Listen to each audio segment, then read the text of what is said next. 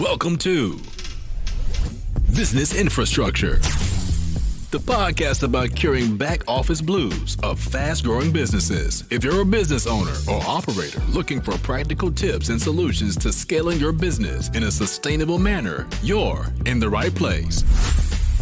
Now here's your hostess, Alicia Butler-Pierre. Hello, it's great to be with you today. I'm Alicia, and joining me from New York City is Mariela Dabbah. Today's episode is brought to you by Equilibria Incorporated, and this season is all about profitable processes. Mariela is actually going to describe to us a building an alliance process, something that we can all benefit.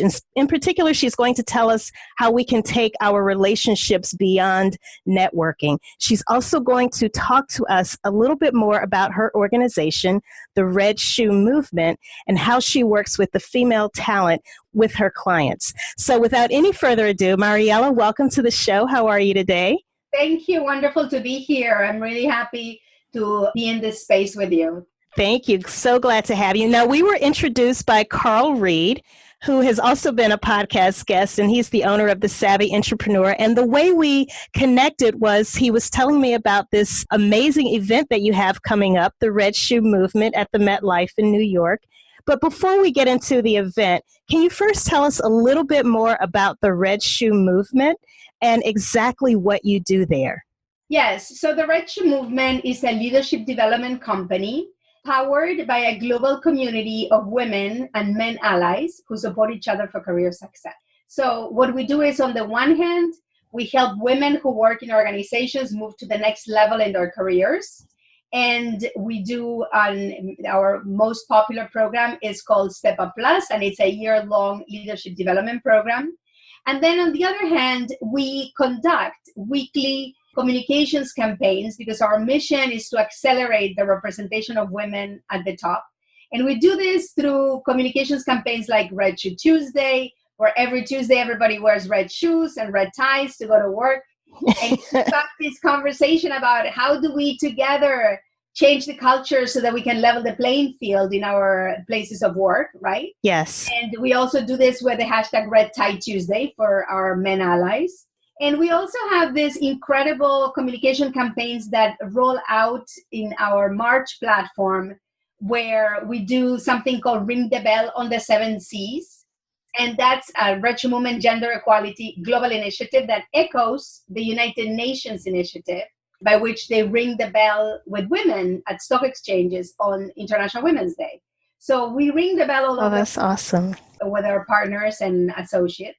And we also have an award platform. So we have the Hall of Fame Award and we have the Red Shoe Leader Awards in our continuous attempt to give more visibility to more women so that, they can continue moving up in their careers. So that's in a nutshell what we do. Well, this is amazing work that you all doing. And I have to ask, Mariela, why red shoes? Why the color red? Well, I'm a writer and a speaker. And when my book, Find Your Inner Red Shoes, came out, the cover, we were looking for an image on the cover that symbolized power with femininity. And so I thought of this idea of a red shoe. In the covers, we have a pair of red stilettos that when you put them on, you really feel that you can achieve anything. And it might come from the Wizard of Oz. That's what I was thinking. your red shoes, but it has a long tradition. And so even in some countries where red shoes are associated with a negative stereotype, we've reclaimed the icon for ourselves as a symbol of power with femininity. Well, I love it. That is amazing. Now, let's get into the process portion of our conversation. So we were talking right before we started recording about the importance of building an alliance. And you were explaining to me that it's no longer so much about networking as much as it is about building relationships and building relationships that actually go beyond the networking. Can you describe what you mean by that a little bit more? Yeah, so, for years, we've all been talking about and hearing in different conferences and speeches and conversations the power of networking and the importance of networking to grow in your career, which continues to be true. Like 80% of jobs people get through network, through their friends or friends of friends or people who know people, right? And that continues to be so. Talking about today has to do with, okay, how do you go beyond networking? Because it's not about going to a conference and picking up business cards and then trying to connect quickly with people, mostly when you already need a job, Yes. people default to. That's not where it's at. Where it's at, if you really want to grow consistently in your career and fulfill your dreams and your aspirations, is building an alliance with several different people, as many people as you can, within your network, so that they have your back and you have their backs and you're all supporting each other. And so we were talking about the Red Shoe movement and what we do. And everything we do, we base on two pillars. One of them is mutual mentoring, and the other one is self-leadership. So this idea of building alliances aligns with mutual mentoring. The idea that we're going to have a two-way street where I'm going to have your back. I'm going to know exactly where you want to get, what are your goals, what are your aspirations, and how I can help you fulfill those. And you're going to know the same thing about me. So we're going to keep each other in the loop. And we're going to give each other air cover. We're going to give each other inside information, unwritten rules that the other person doesn't know. Blind spots we're going to shed a light on. And we're going to go to bat for one another. So it's a different relationship than if you just, get to know somebody because they gave you a business card in a meeting. Right. It's no longer just a superficial relationship. And it also sounds to me like an accountability partner in a lot of ways. Exactly. Okay. In a way, it's your accountability partner, but you don't have just one. You start thinking about building relationships that look like that all around you. So it's obviously you have limited time. You can't do this with... Right. That's what I'm thinking. Work. But you identify certain strategic people in your network and you decide, you know what? These are the people that I really need to build alliances with. Where, and for example, let me give you an example of one of those alliances that everybody would get. So for example, Carl Reed that you mentioned before is a partner with the Red Shoe movement in what we call a media partner for our event. So whenever we have an event, he comes in with his company, he helps us publicize it through social media. He maybe interview me or maybe connect me with you so that you can interview us and let people know what we do. And so he's an ally of the Red Shoe movement. So what do? We provide tickets for him to come and bring his team to our events and help train their team and provide resources for the team and support them in whatever events he is promoting, so that we turn around and we become his media partners. So this is something that's very visible, very easy to get when you look at it from one entrepreneur to another entrepreneur. Yes. Now, think about it a level down and saying, okay, what other people do I have who are not necessarily entrepreneurs, but who have access that I don't have, who have a different network that I don't have, who have certain skills that I don't have, or who are working in my organization and I need their support in order to pass a project that I want to pass, to get one of my ideas approved, to get me to a stretch assignment that I'm looking for, and so forth. So, okay, you mentioned the two pillars. So there's the mutual mentoring, which you were doing a really great job of explaining to us,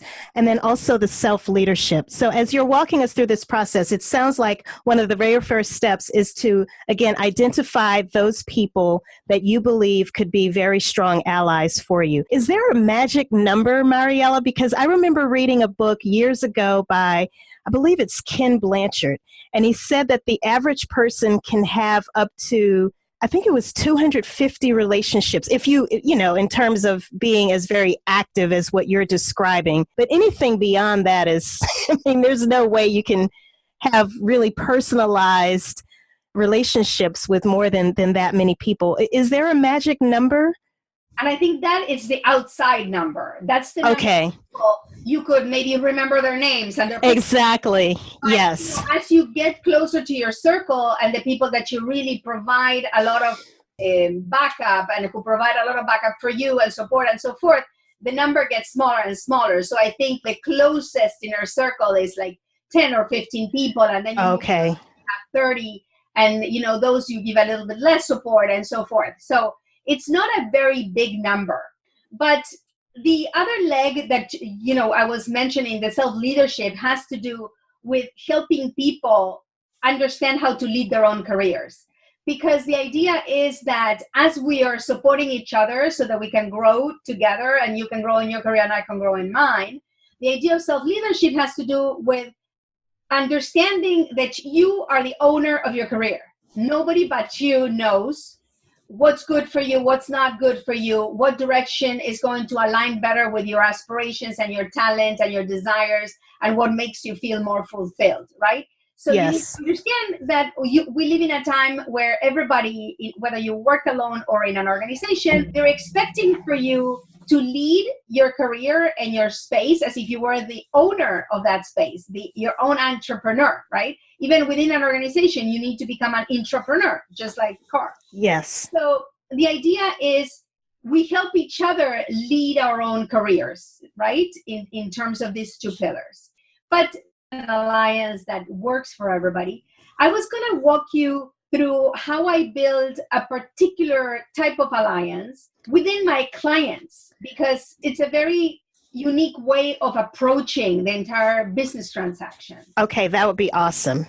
So the Red Shoe Movement's business model it has several different ways in which we have streams of income, right? But the one that I'm going to discuss with you is our income model in terms of leadership development. Is we have a subscription program where large corporations subscribe a certain number of their employees, and we manage that group of employees for a whole year by providing leadership training that's delivered virtually.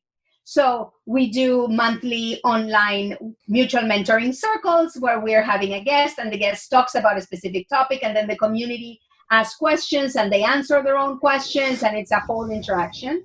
Then every month they receive information like podcasts and master classes and so forth in their inboxes. They get a copy of my book. They get a whole package for a whole year, right? And so that group, once it's subscribed to the Red Shoe Movement, it's in our hands.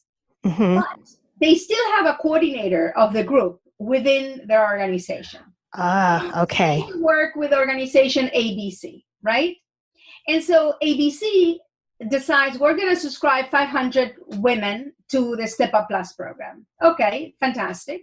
Now, you need someone who's going to coordinate internally, remind them, check on them, find out how they're doing, make sure there are positions aligned with the people who are taking the program so that when they kind of graduate from the program, they can be promoted. Because otherwise, why would you put a large number of people to a leadership program if you cannot promote them, right? Right. So someone on the inside doing all that. So that's our partner. And every organization that's our client, we have that champion internally, that's our partner. That's the person we interface.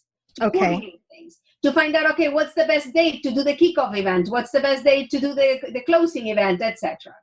So now, that person, the champion, let's call the person Alicia. Say that Okay. It's our champion. And so you are the logistics coordinator internally, right? And you're also taking the pulse of the team that's working with us. Now, I can have a relationship with you that's completely operational. And we can just discuss numbers and dates and how people are doing and surveys and stuff like that. Or I can become your partner, your real partner in your own career. So I'll start figuring out, okay, Alicia, what is it that you want to do with your career? Where do you want to get exposure? Where do you want to go next?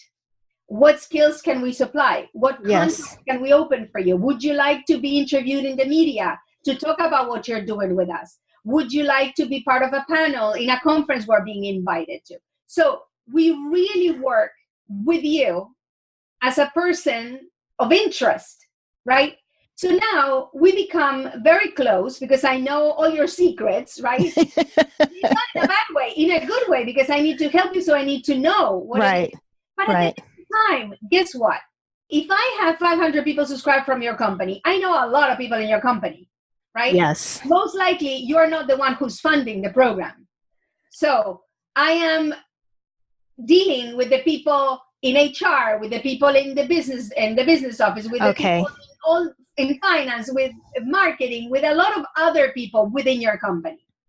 So now I know things about your company that you might not even know yourself. I know some politics that are going behind the scenes. I know who's moving where. I know who's looking for what. I know where opportunities are coming up. And I can give you, in a confidential manner, some of that information to help you navigate within your own organization, right? And so do you see how you're helping me because you are making sure this group functions well? Right. And let me know, look, Mariela, we're looking to expand this next year. Or there's a reorg coming up and we're going to need to involve XYZ to make some new decisions. Or whatever it is, you're giving me insights on your side. You're helping me do the best job I can with my program in your organization. And I'm helping you advance in your career, get more visibility, understand the unwritten rules of your organization, put you in touch with people you don't even know, okay? So next step, first of all, now we created a strong alliance where you have my best interest in mind and I have your best interest in mind. And then the next step is whether you stay in your organization or you leave, you're still my ally. Yes. So this last 2 months alone, I had 4 Alicias in 4 different organization clients who moved to a different organization and took us with them to the new organizations. Can I ask something really quickly about that? Because as I'm listening to you, that's actually a question I wrote down to ask you. Do you find that your clients are apprehensive, Mariela, because that they have some type of fear or concern that if you get in there with your Step Up Plus program, that they will actually lose some of their key employees? No, on the contrary, because our focus is always in trying to help you navigate within your own organization. Because I'm being paid by your organization. Right. I'm not there promoting that your talent should leave. However, it is very clearly understood by all parties involved that if through this process of developing your leadership and wanting to move to the next level and so forth, you suddenly realize that you don't fit in your company, it's for the best interest of the company for you to leave. Got it. We don't want people who feel that they don't fit, because then they will continue to invest money in those people, and those people will still not produce as much as they could. They're not going to reach their maximum potential. Yes. Because you're not happy there. You're not a good cultural fit, and no matter what they do, you're not happy. So that's understood very clearly by the people who hire us. But our focus is always on helping people navigate their own company, find ways to progress in their company, find allies within the companies, do whatever it needs to be done to help the company change their culture so that more people feel more included and more welcome. Because that's the space we work in, diversity and inclusion. Right. This is awesome. Now, another question that I have, when your clients are actually figuring out who they want to nominate, I guess, or have subscribed to the Step Up Plus program, do you all provide parameters or guidelines? Do you recommend middle level managers or people who have the opportunity or the potential to advance to higher levels within the company? So we definitely do give recommendations. This program, the sweet spot is people who are in mid-career, 5 to 10 years. But we've had executives who are the sponsors of the program, the champions, and who take the program themselves. And then they come out saying, oh my God, this has been helpful for me as an executive, because it changes the way in which you see yourself and you see the possibilities. But yes, we give recommendations because there are different ways in which you can have a group of people join us. On the one hand, you can have people self-nominate. You can say, look, we have a limited number of seats. We'd like to know which ones of you want to self-nominate. And that seems to be a very powerful way, because then people are more committed because they decided, I want this, right? The second is you can have the supervisors nominate people who should be part of this. Okay. Or HR can decide, okay, this is the band that we want to affect. But what's very important is that you let people make the decision whether they want to be a part of it, even if you select them, because what we do recommend is that they mix. They don't have only high potentials, because the high potentials in a company are usually already getting a lot of programs, getting a lot of services. And there's research behind the fact that high potentials tend to do a lot better because you keep on focusing on them and you keep on giving them resources. Right. Other people who are not doing that great, you keep on not doing anything for them and they keep on falling through the cracks. So what we say is, look, you need a mix. Take a look around, see those women who may be stagnant, people who you know that if given half a chance, they will really grab it and be so grateful and, really dedicate themselves and do well. And you need some high potentials because, they should be part of the mix. Got it. Actually, I'm sorry. Did you finish walking us through your process? I know okay, perfect. Yes. And you actually asked the perfect question for that moment. That's what it is. I wanted to share and, the champion just deal with us operationally. Or we could just go a step further and turn that champion into an ally because we're really taking an honest interest in that person's own career. Yes. Now, because this is the Business Infrastructure Podcast, I'd like to define what that actually is for those who may be listening to the show for the first time. And business infrastructure is simply a system for how you link your people, your processes, and your tools to ensure growth in a profitable and sustainable way. Now, Mariela, you've done an amazing job of explaining the process, and you've also touched on some of the different types of people. So you mentioned the champion, and is that usually an executive within the company? No, so we have the executive sponsor. It's obviously an executive within the company, and usually that's where the budget comes from. Okay. If it's like one of the business within the organization. And the coordinator, who's the person that's really championing the program internally, that might be somebody from HR or from learning and development, or just one of the women who's going to go through the program and decides to take on the role of coordinating for everybody else. And what's happening very often is that because our program stays for several years in the same company, because every year they have a different group of people joining us, that previous participants decide, I want to coordinate this year because they know exactly what it's about. They like to be part of it. They like to kind of welcome a new group of women. And so it's a turnkey process. That's awesome. And it's a win-win for everyone involved because the client actually has higher performing female talent now within the company. Exactly. So I love this. This is brilliant. Now, as far as tools that you all leverage, you mentioned some of the different types of resources and everything is delivered virtually. Is that correct? Yeah. So we have obviously some elements that can be done in person. For example, the annual program starts with a kickoff event.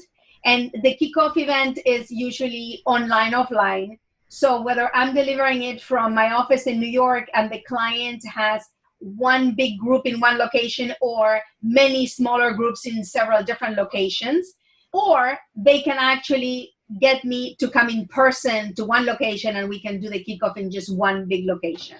So that's the in-person element. But other than that, we deliver it online because we work with organizations in all of Latin America, the US, Europe, and next year we'll start with Middle East and North Africa. So, what the advantage is, our program is available in English and in Spanish. So if you have the entire Latin America region subscribed, you can have 20 countries and they're all doing the program in Spanish. And some other organizations that include Latin America, Canada, US all together, maybe they'll have the entire organization do it in English so that they can all share in the same conversation. Now, I'm sure for those who may be listening right now, they may be thinking, well, I'm a business owner. I have a small business, but I definitely am very interested in these things that Mariela is talking about. I have some people that work for me right now, particularly female employees, and I would love to be able to invest in their professional development. Do you have any advice, Mariela, for smaller business owners who may be seeking something similar to what you are describing, but I don't know if there's an opportunity to work with you or if you have some advice for how they could maybe kind of scale down just a little bit the things that you develop for larger corporations? Yes. We have obviously also an option for individual women who want to be part of the Step Up program. And so, it's a very affordable, I think it's, I don't know. I'm not even going to give you a price because I don't even remember. It's a small price for the entire year and they get a gazillion material. So, so they can join us. And what we'll do is For individuals, they obviously don't get a kickoff event. So depending on the time of the year when they join us, we'll either send them a recording of what that kickoff event looks like, or we'll join them with one of the kickoffs that we're going to do. So we'll make them part of a kickoff for another group. I'm sorry. And so in a situation like that, would the small business owner, him or herself, actually serve as the sponsor as well as the champion? Correct. And so the small business owner can be the sponsor because they're paying for the program, and then they can help coordinate, or they can assign somebody within the team that's going to coordinate the others. I mean, there's little, if you're not a very large group, there's almost nothing they have to do, because all of the emails come directly from us, all of the links to each one of our meetings. You really don't have to do anything if you don't want to. The issue comes around when you have larger groups and you need to synchronize a lot of other things. Awesome. Now, as we start to wrap up here, are there any resources that you could recommend for those, again, who may be listening and they want to implement a similar process within their company, or even those who may be listening thinking, wow, this all sounds really great. I want to know more about Mariela's book, Your Inner Red Shoes, and I want to learn more about the Red Shoe Movement events that you all have. Can you talk to us a little bit more about some of these different resources that people can tap into? Yeah, of course. So the redshoemovement.com is our website, and we have a blog that's curated with content specifically for this community of professional women. And there you will find, the information about our awards, and if you want to nominate someone for the Red Shoe Leader Award and so forth. And you'll also, if you go to the shop, you'll get to see our upcoming November 12th event, which is at MetLife. It's our 8th annual event. Oh, that's awesome. For 6 or 7 of those years at MetLife. And that's a very peculiar event because it follows our methodology. So it's always about mutual mentoring. There are no speakers at our event. The protagonist is the person who attends. So if you miss this year's, which you probably will because of the date of the podcast airing, you can always come back and see us next year. It's always in New York. And so starting last year, we started doing like an event the night before our event to celebrate True Inclusion Stars. And that's where we give out our awards. So this year we're having that. It's an immersive dinner at Intersect by Lexus, which is our host and lead sponsor. And we'll have our guests come in there and enjoy an incredible dinner by a renowned chef who has a restaurant in Michigan that's in residence for 4 months only in this location. And so we do a lot of very fun things. And then, stay tuned, because like come March, not only we're rolling out all our awards, but March 8th is Ring the Bell, and you can join us in the conversation and ring the bell anywhere you are for gender equality. And what's the best way for people to receive notifications to make sure that they don't miss any of these upcoming events? Yeah, you can register on the website, and then you'll be on our database, and we'll send you information of important things that are going on. And you can always follow us on social media. We have very active presence on Twitter as Red Shoe Movement, and Facebook, also Red Shoe Movement, LinkedIn, Red Shoe Movement. And the only one where we have a different handle is on Instagram, which is the official Red Shoe Movement. Ah, like that. I'm making sure I write all of this down. Okay, and your book, is that available on Amazon, or is it available actually on the store on redshoemovement.com? It's available on Amazon, on print and on Kindle and all these different formats. And it's available also in Spanish, and you'll find it in the shop, in our shop on the Red Shoe Movement, which will take you to Amazon. Okay, awesome. And I actually have one last question for you, Mariela. So people who participate in the one-year program, do they still have access to all of the resources that they can take advantage of within that 1 year? Are they able to still log in, and if they need a refresher? Okay. The materials arrive in their inbox. So they'll download the podcast, they'll have it forever to just listen whenever they want. Okay. The same with our fireside chats, with our masterclasses, depending on what program they're getting in. So once you download it, you have it. So you can review it anytime you want. Okay. And our monthly sessions, our mutual mentoring sessions, if you register for the one this month and you couldn't attend, you get the recording. So that recording you also keep.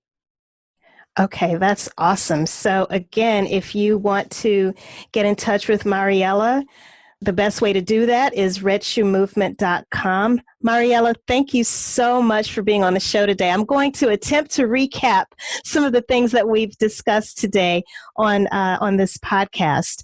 So Mariela, again, described to us the Red Shoe Movement's Step Up Plus leadership training process. She also walked us through the process for actually building an alliance. And alliances are important because they go a step beyond, several steps beyond just surface level networking. In particular, she described to us two pillars: mutual mentoring, where we actually make a concerted effort to build allies who also serve as our accountability partners.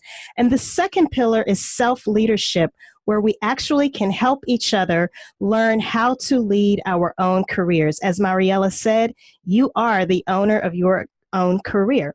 You are the captain of your ship, right, Mariela? And so just to kind of walk through that process, one of the first things that she mentioned is the importance of us identifying the people that we actually should partner with.